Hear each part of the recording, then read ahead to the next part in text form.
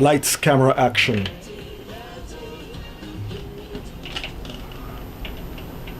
Hello, hello, hello, hello, hello, hello, Toronto. Good afternoon.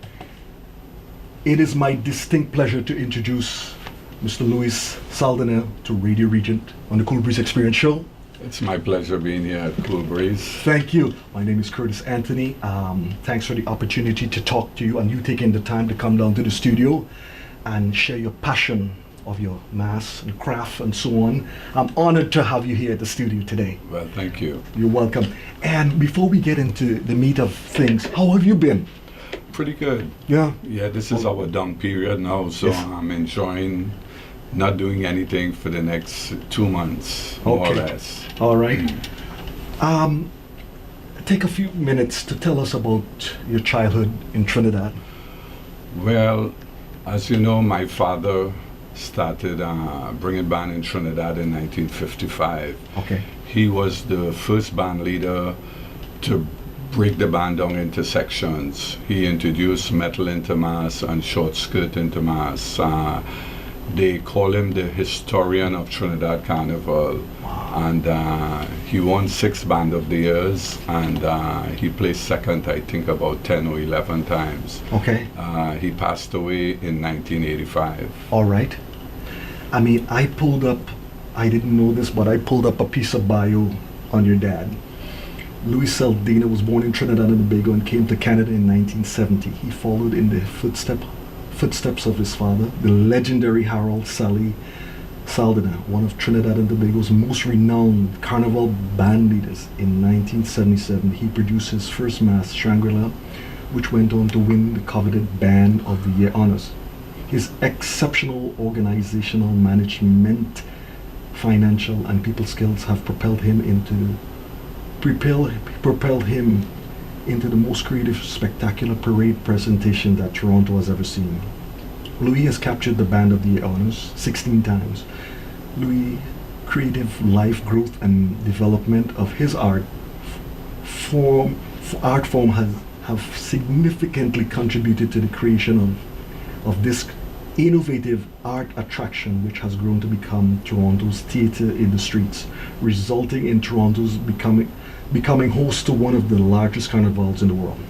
Louis' artistic vision and creativity have caused excitement, inspiration, and joy to tens of thousands of Canadians, foreign spectators, and masqueraders. Louis, I have to ask you, how many titles you have amassed over the years? I lost count. Well, we won 18 Band of the Years, including this year, and we have placed second on 13 different occasions. Wow. Wow. Have you ever won a title in Trinidad and Tobago? Well, I've never brought mass in Trinidad. As I told you, my dad started in the 50s, and he brought mass in Trinidad for around 30 years. Okay. But my brother, who still lives in Trinidad, has asked me many times, and we go back 20 years ago, Okay. why don't I come down and bring a band in Trinidad? Okay. And the reason why I have not done so, because I believe in principle. Okay.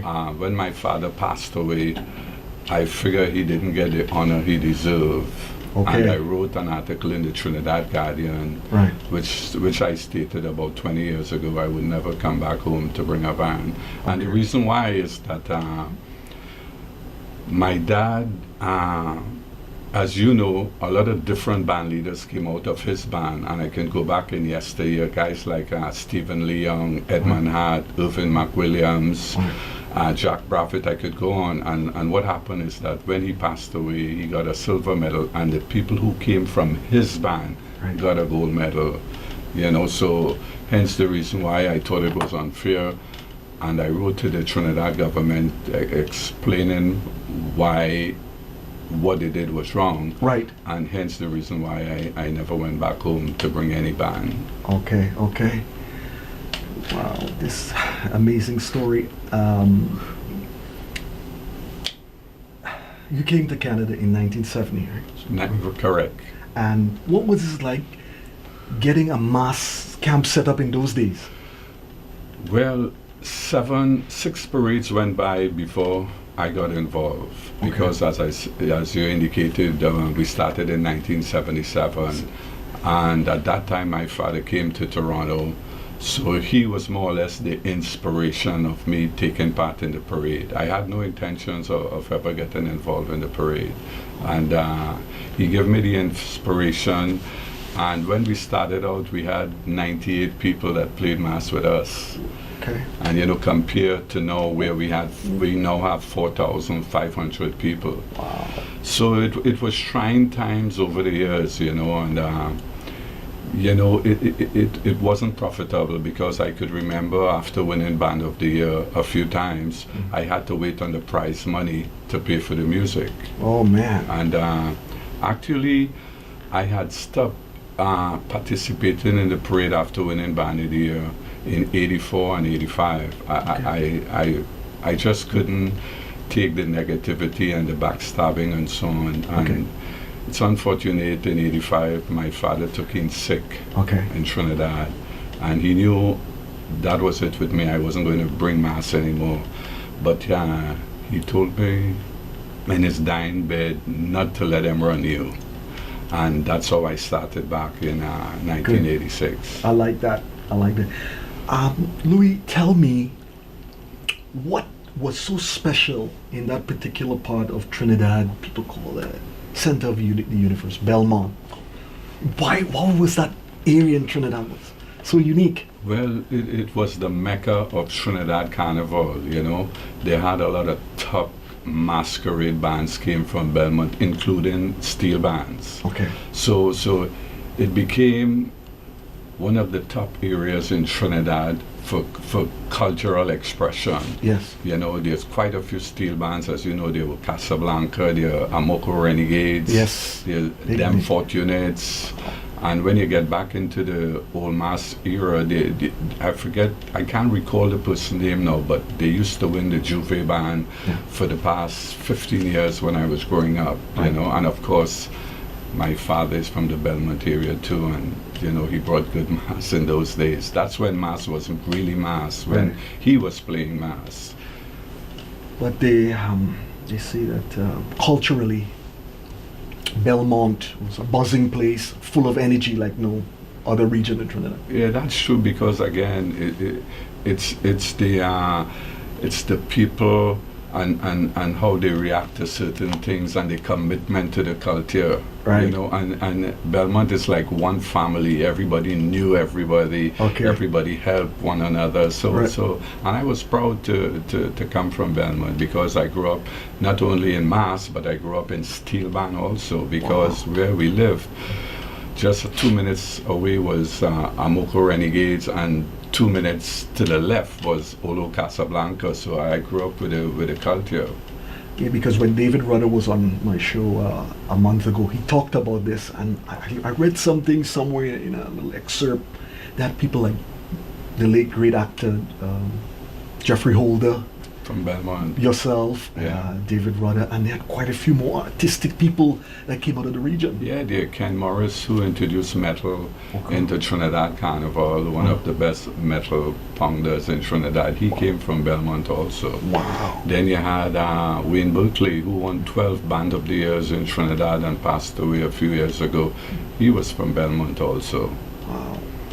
Amazing. I always trying to wrap my head around as a young fellow, what's so special about Belmont? Lots of talent came from that area, lots. Yes. Where's your mass camp located? Well, it's not one given spot every year, because we rent the location for 3 months. Our mass camp was in the Malvern Mall this year. Okay. And it was one of the better locations we had, space-wise and access, all the buses ran right into, passed by Malvern Town Center, so it was very economical for us. Okay. When I looked at, in my humble opinion, I like the University Avenue days, man. The texture, the atmosphere, and what it had. I missed those until it blew up and it went on the Lakeshore and all that. Right. What's your take in the evolution of the mass that you've seen over the years? Well, a lot of people, a lot of the older folks can't comprehend the changes we have today, right? And I was one of them because I love a lot of cloth, a lot of standards up in the air and so on. But I realized for my band to grow to what it is today, we had to change the designs of the costume because it's sad to say, but it's the young people who dictate mass today. Oh, before you did, the band leader. And I have to explain it to a lot of my older friends because they always like to go back to yesteryear. But the thing about it is, when you look at the world today, we love the music in the 70s and 80s with Motown, all right? the time. No, we don't hear that anymore. So we, as the older folks, we reminisce on that, and we can't seem to adjust to the music we have today, but that's the evolution of change. True. And I have now learned to accept that.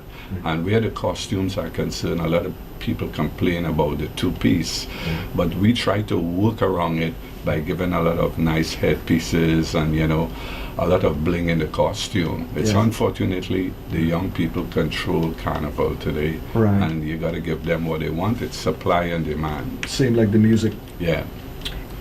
Louis, every year you bring a kaleidoscope of colors to the carnival.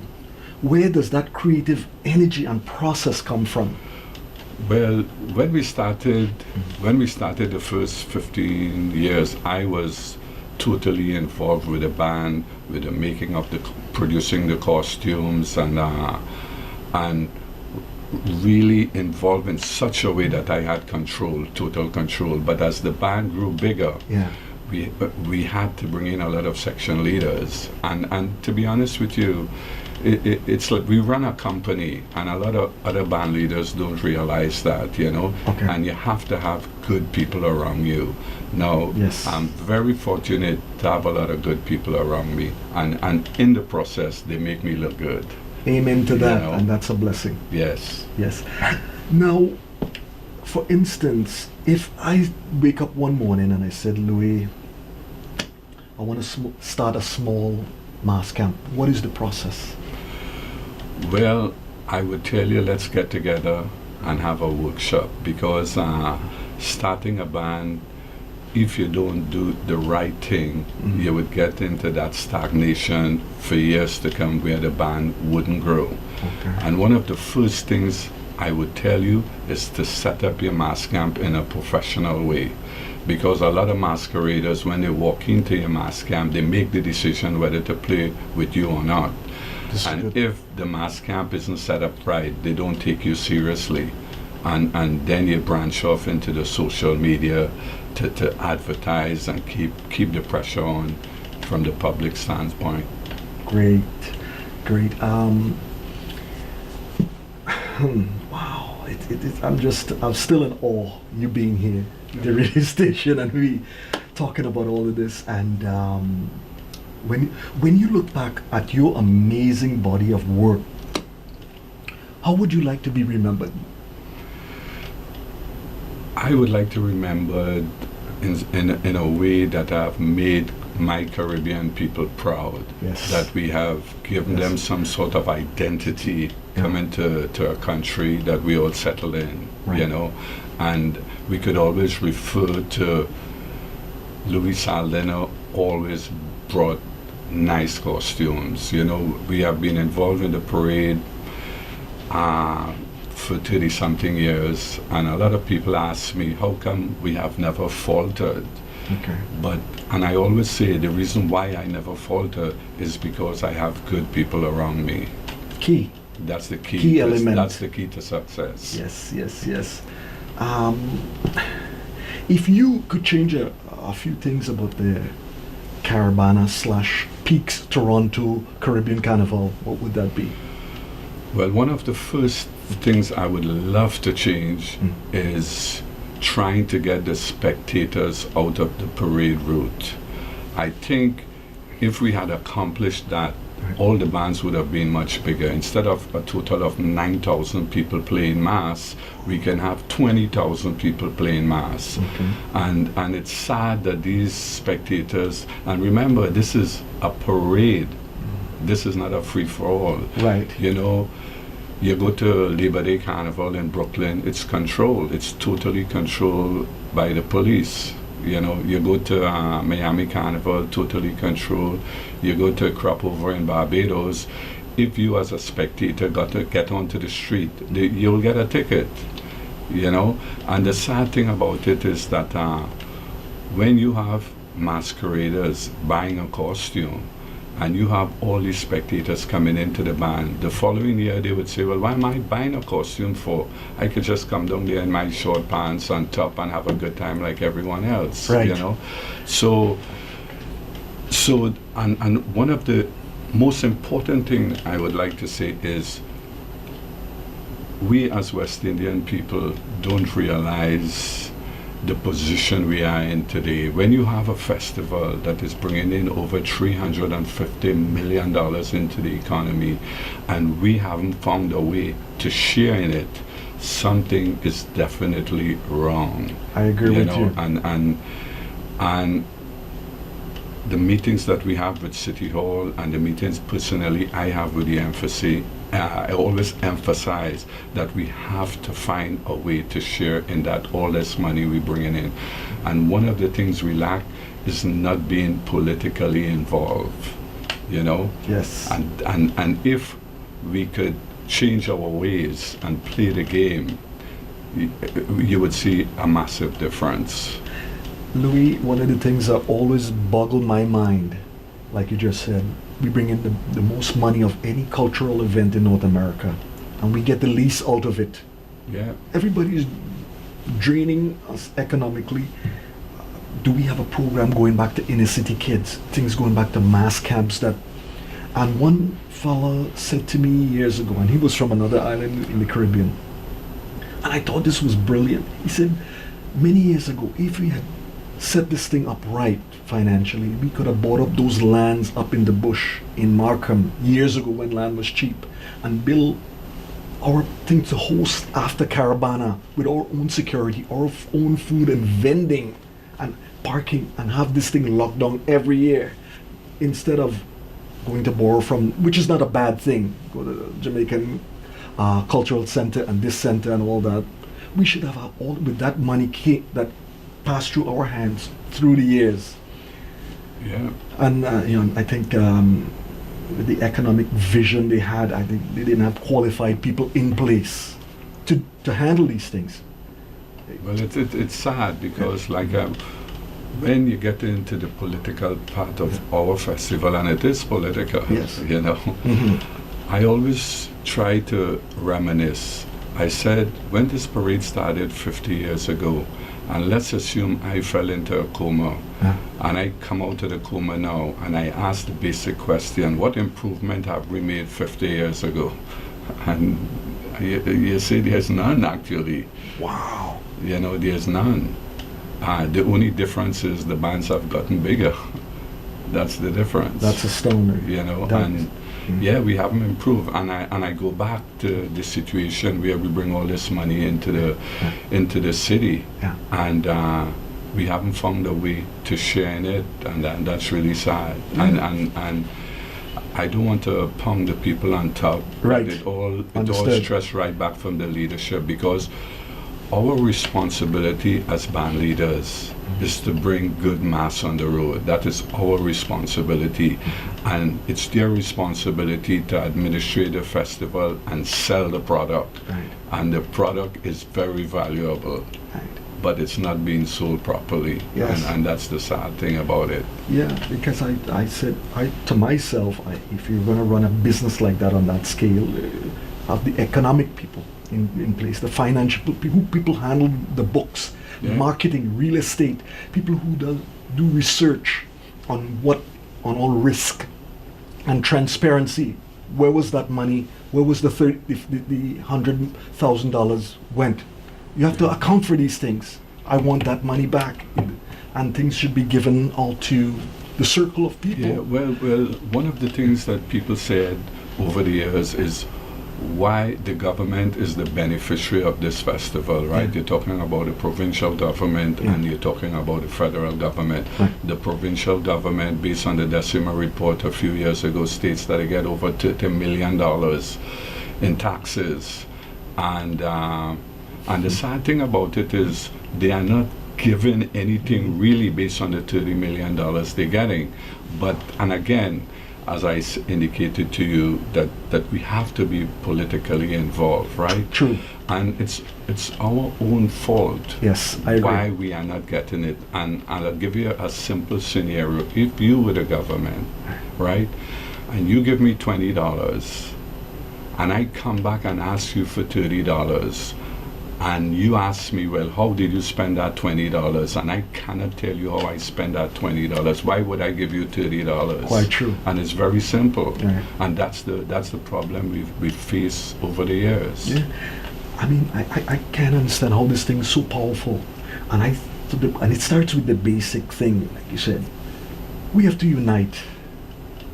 And the voting in blocks, we have economic power to have say and pull on this thing. Because there was a time somewhere in the 90s when we get onto Lakeshore, and they did this haphazardly, sort of like a semi-strike thing. No, shut the thing down the week of Carnival. No mass, no this and that, and drive that message home. This is our demands, and this is what we're gonna do. But you see, we like to party. Nothing wrong with that. You can party and make money at the same time. Yeah. Get your house in order. Do your homework. Well, you see, our conversation take a really political move here. But what I would like to say, it's over the years we had poor leadership. Okay. When you have leadership going into City Hall and the people who has the product say they're not going to take part anymore unless you contribute what you should contribute, and you have the leaders saying with or without band leaders there are going to be a parade. Wow. And that is a problem we have. As you rightly say, we are not united.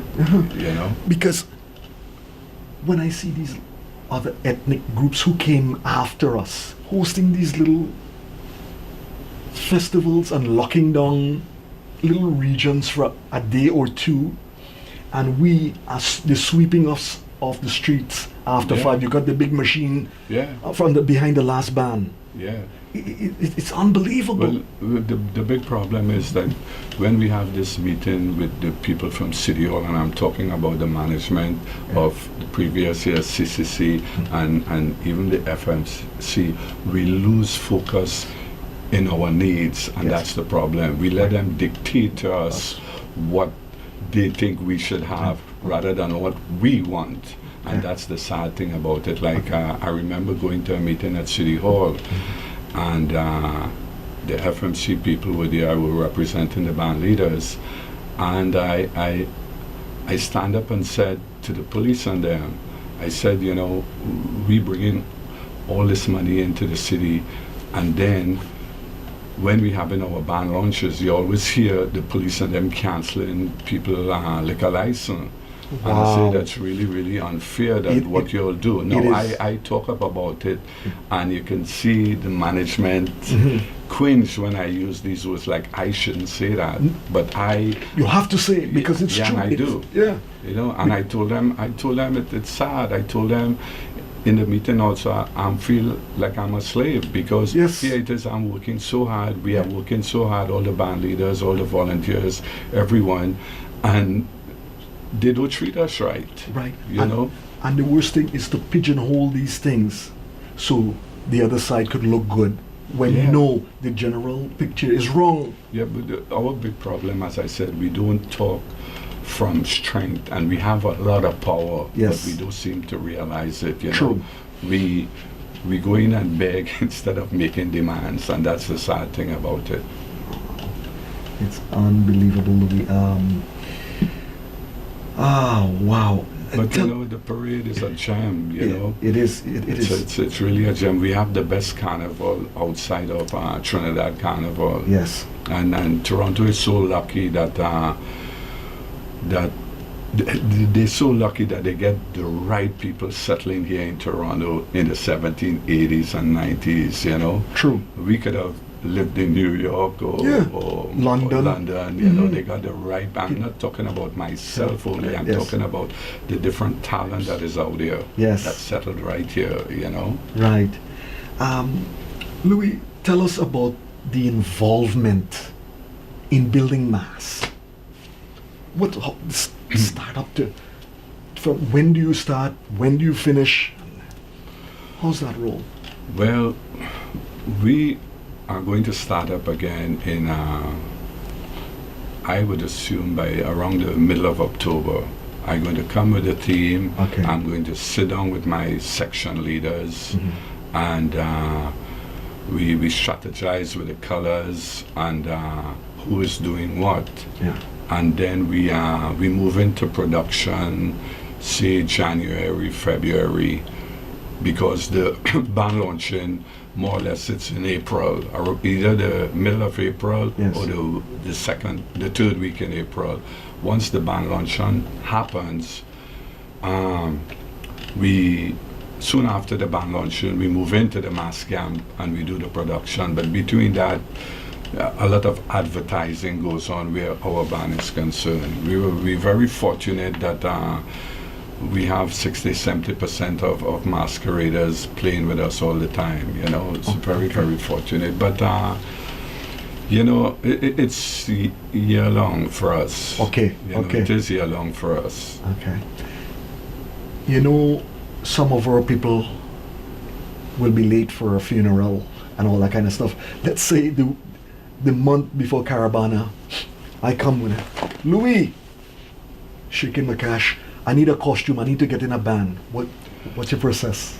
Well, if they come in like that, Yeah. wanting to play in our band, we try to accommodate them because it's a month prior to the parade. You know, some section Okay. leaders would try to produce that costume for them. But, Okay. you know, as I indicated to you early on, Yeah. we have a big band, you know, producing costumes for over 4,000 people. So at that period of time, everybody's busy and you know, they want to ensure to start giving out costume 2 weeks before the parade. Okay. And I think that's the big plus with our band, that a lot of masqueraders get a costume 2 weeks a week before the parade compared to other bands where they get it the Friday. Okay. You know. Okay. Another thing I want to understand, Louis. I remember the days, my late great brother, he used to live in Montreal, DJ Woodstock, would come down here and he'd get a truck and do his thing. And the first time I was on a truck with him with the big system, I was so excited to go on the road and experience that. And we never got on the road. When his number was called, turn up the street, go back. We were just furious after you set up all this equipment and the mass and they always seem to have a problem with lateness. Why don't they find these guys, find them heavy, and then get off the road so they teach you a lesson not to be late? Is there some kind of criteria in place? Well, the system they use this year is that all trucks, food trucks, music trucks, any truck that is connected to the parade have to be there for 6 o'clock in the morning. Good. Right? And if you're not there, they put in these block cements across where you can't come in anymore.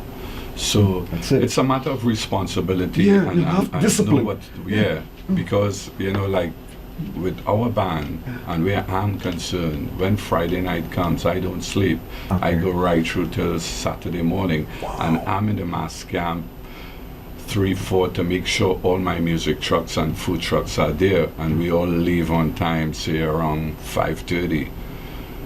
5:30 to be there for 6 because we know we can get down there in 20 minutes. Right. You know, and if I'm running a little 10 minutes late, I'll speak to the person who is in charge of the parade to say, hey, we're running a little 10 minutes late or so, you know. But it's the responsibility of the band leader Yes. to ensure that all the trucks are there on that given deadline time. Right, because some people have this attitude, you know, it's supposed to be 6. Hey, boy, I did 9 o'clock issue.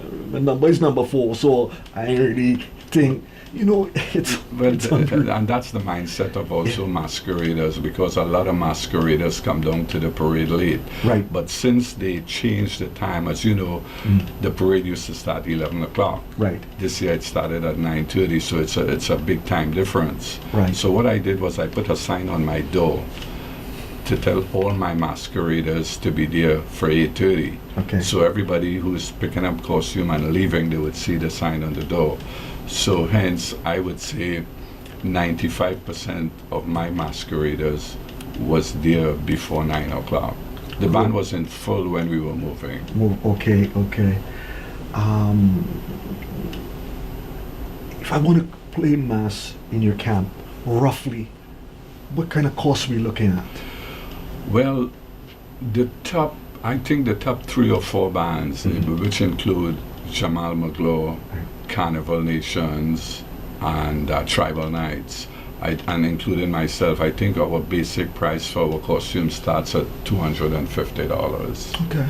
Yeah. Okay. So if you really want to get super fancy and stand out from the rest of the band, you pay a little bit more. Yeah. If you're doing to play the section leader and you want a little more, we could accommodate that. You know. And but compared to other prices, where Carnival, similar Trinidad Carnival is concerned, Toronto is still cheap. To play in Miami Carnival, it's around $300 US. To play in Brooklyn, it's $350 US. So we still try to keep it down, knowing that the Canadian dollar is low. You know, we still try to be competitive and give people the opportunity that if they want to play, they can play. Plus, they have options to play in different bands, which are a little cheaper than us. Okay. You know. So you get into the band. Louis, here's my money. Well, how long would that costume take to design? Well, once we open the mass camp, you would see all our sections are on display on mannequins. And you as a person coming into my mass camp would look at all the mannequins and decide which section you want to play. Right. Once you decide, we measure you for your size. Right. You make your down payment of $140, and basically you pick the costume up starting from 2 weeks before the parade. Okay.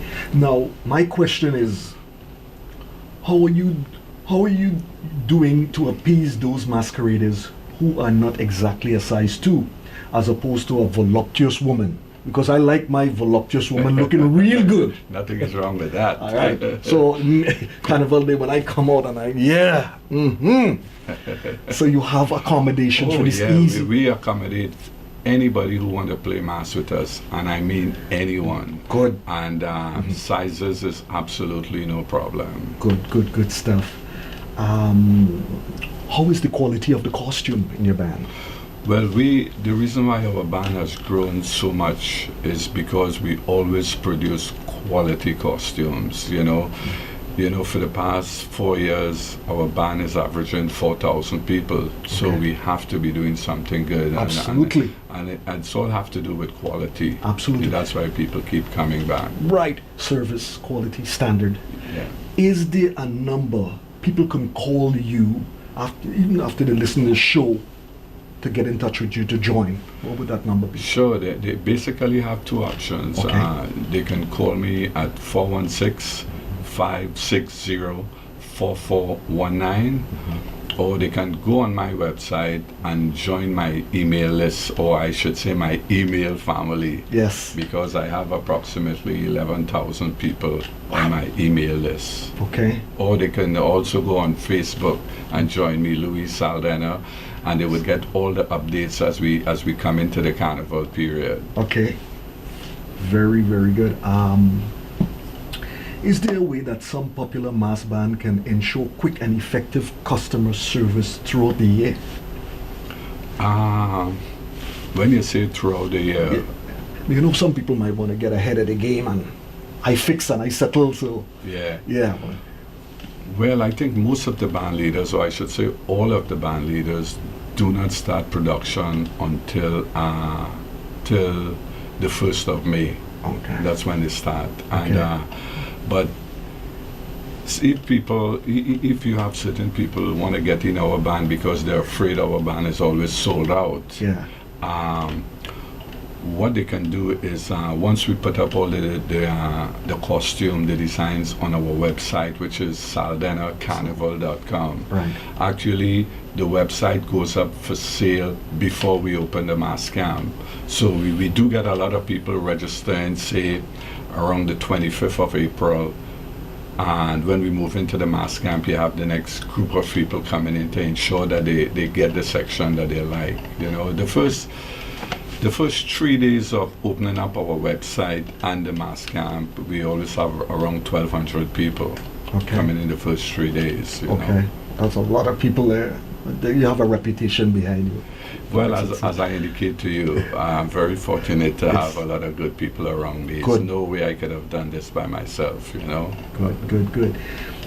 Louis, have you ever been at the crossroads with mass and said to yourself, boy, perhaps I should change career or pack up this thing?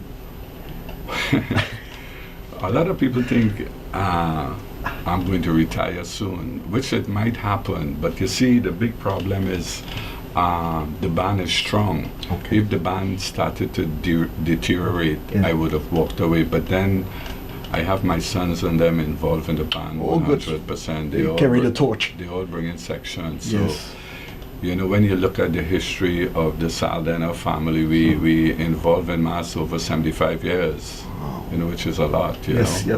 Yeah. So the tradition will continue. Right. This is good to know. Yeah, the tradition You hate to see these good legacies and traditions fall apart because of these various dynamics. I still love, you know, every day Caravana, I remember the university days. It was so great, man. I really miss that.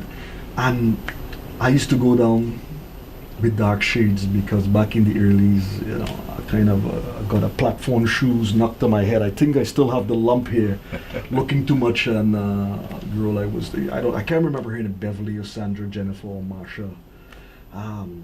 The lookers they have on the mask and the costume. Yeah, it's sad. You know, I think the big problem is that over the years while we were in university, the band did outgrow that area.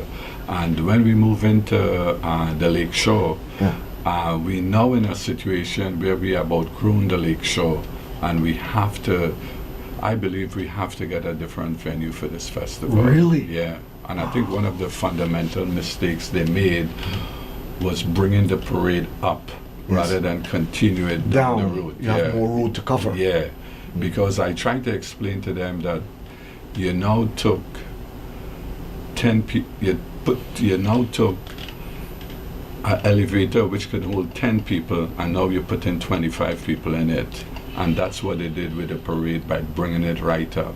You know, you have 600,000-700,000 people just in a small area, and you know, Carnival is supposed to be a street thing. You know? Exactly. You know, it's a street thing. And one of the things that bothers me, Louis, is just in our event.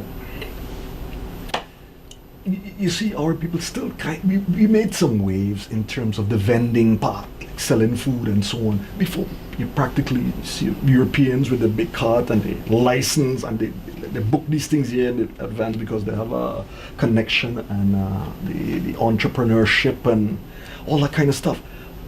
We should start getting more promoting, you know, teaching these people how to do that part of the business and pushing our food in our event, because you don't see West Indians in these other events selling food like that, man. Yeah, I agree with you, because this is a West Indian festival, and we have to show up more West Indian products and give people the opportunity to share in the wealth, because this is our thing, you know. This is something that we should be all proud of, you know. Absolutely.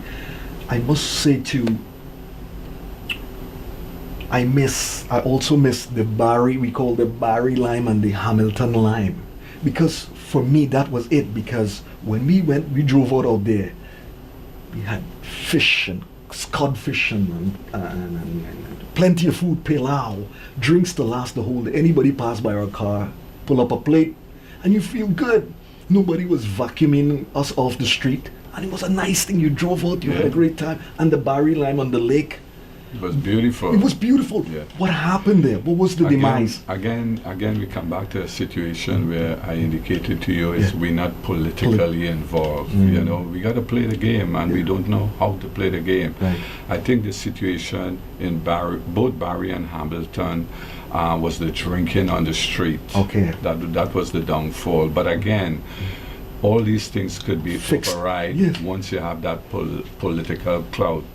The city of Toronto know that there's a lot of drinking goes on in the parade. Of course. They know. Yeah. But they know also the benefit of the festival Yes. in Toronto. Mm. You know, so it's sad because I did enjoy both Barry and Hamilton. I take it as a last lap.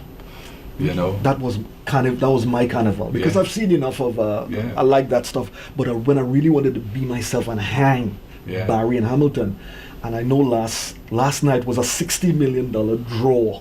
I played in 3 or 4 groups, and hopefully I could put my hand on some money to revive one of them That would be great. and, Yeah. and get this thing done right. Yeah, Get the right people, things taken, people cleaning up, the proper permits.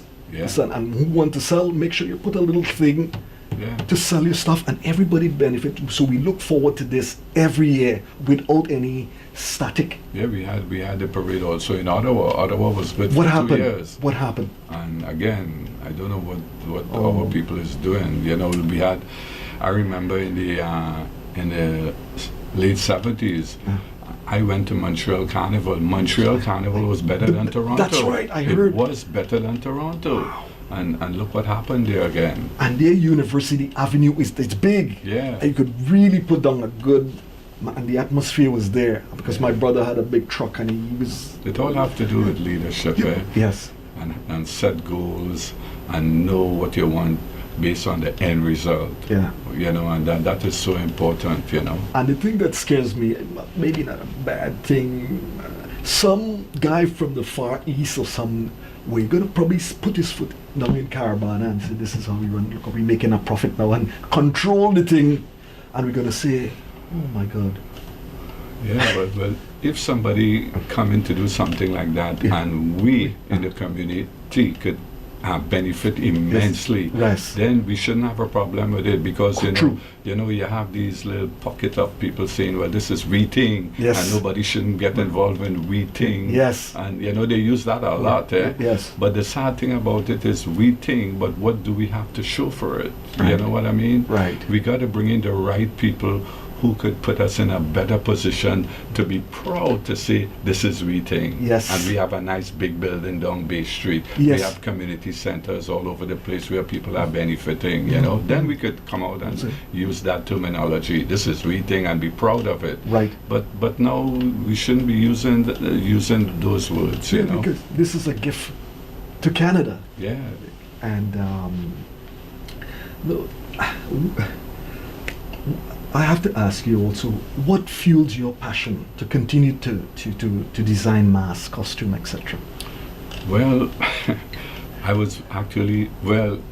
I am very unique from the rest of the band leaders who are taking part in this parade. Okay. Because I was born into it. Right. My father started playing mass in Trinidad Carnival in 1953. Okay. So, I grew up where Yes. mass was concerned, so Right. I'm in that unique position. Right.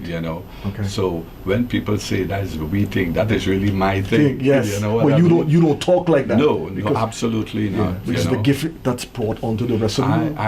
I try to let my mass do the talking for me. Yes. And that's the most important thing. And the second most important thing is I want to see everybody who participate in our band have a super time. Yeah. And they could say, well, I'll be back next year. And that is so important. It's well said, well said. Where do you see the future of Toronto Peaks Caribbean Carnival going these days? Well, like I indicated to you earlier on, we definitely have a good thing going. Right. we have to get politically involved to shake the place up Right. and tell them this is what we need and this is what we want, Right. rather than going there and begging. We have to have an agenda going in to talk to these three levels of government. Right. If we go on just shooting blanks, then we wouldn't get anywhere. You know, and again, as I say, when this festival is bringing in over $300 million into the economy, and the provincial government is making millions for doing nothing, and Right. also the federal government, and we are not making demands, Right. then something is really wrong. It is. Something is wrong. You have the airlines, you have the Hotels. the hotels, you have the stores, you have the vendors, you have all these people making money on this festival, and the people who is running it and the people who is producing it, the band leaders, are really not getting anything out of this festival. And you look at the big picture and say, you know, why am I really doing this for, you know? But Yeah. again, it comes back to your question. We Yeah. do it for the Love, love, you know, passion. the love of our culture, Culture, yes. and we have that passion Yes. to go back to the mass camp every year and lose our summer, Right. because we are in a warehouse for 3-4 months, and that's the most critical part living in Canada. That's Yes. summer. Right. And we as band leaders have sacrificed that, you know, that 3-4 month period, you know, to make the festival what it is today, because it was times early in the game when you had 98 members for 500 members. We stuck with it. We were losing money, but we stuck with it, you know. Okay. So it's kudos to the rest of the band leaders who have participated in the past and who are participating now to make it what it is today. Okay. Louis, when you're done with Caravana, when is the cool off period? You don't want to hear anything about mass. Well, this is the first, since Carnival is over, this is the first time I got so involved talking about the Yeah. parade and Yeah. costuming and so on. Normally I take a 2-month break Okay. where I don't get involved in, not even talking about what we did a few months ago. Yeah. I prefer not to. It's like, you know, cleansing the body and cleansing the mind. Right. So you start fresh again in October, Mhm. you know, which we are going to start in Okay. a few weeks. Okay. Louis, if I happen to drive up by your house one day, would I get an invite to something? Would I see paraphernalia of mass and things in your house? Or could I tell, are you a mass camp designer? Well, the history of me, I've never looked back on what I'd done the previous years. Okay. So I think looking back kind of stifle you and stagnate you. Okay. So you would never see any trophies, or you'll never see any costumes up, or you'll never believe I took part in this parade, Yeah. because I do believe in looking back. It's always new, you know. You're going into something new, and I never look back at my history also. Right. You know, I let the people decide what contribution I made to the festival. Great, Louis. I still remember, and I will cherish that moment until I guess it on when some friends of mine, we were hanging down in Hamilton, and your car was parked next to ours, and everybody just had a good time. And I was looking, Ian, my good buddy Ian says, Charlo, he says, that's, you know, that man there, that's a big guy there from the mass camp. And I look at, so cool and calm. You would never know you were involved in this thing. And I had to look at this gentleman. I said, wow, cool and calm and humble, and we offer you a plate, and we exchange drinks and all that kind of stuff. And I said, that's one of the qualities I like about some of the process with Superstardom. I had David brought on a month ago, and this gentleman, and you know him, and he would walk down the road and so cool and calm, and nobody would. It's a normal guy, go about his business, compared to what you see on TV, press and security and madness and the paraphernalia and that crazy energy. I like that humbleness about you, and that grace and class, and you bring.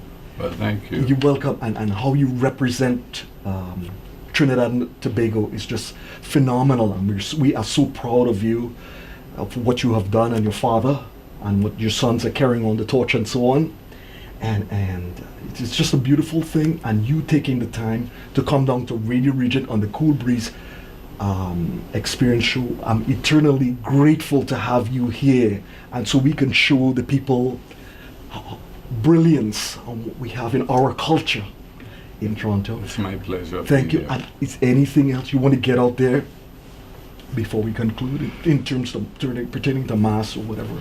Well, as I said before, anybody who want to get involved in our band Yes. to participate, they can go on our website, saldenahcarnival.com, Yes. or they can join me on Facebook, Louis Saldenah, Yeah. or they can give me a call, 416-560-4419. We welcome anyone who thinking about playing mass, who want to play mass.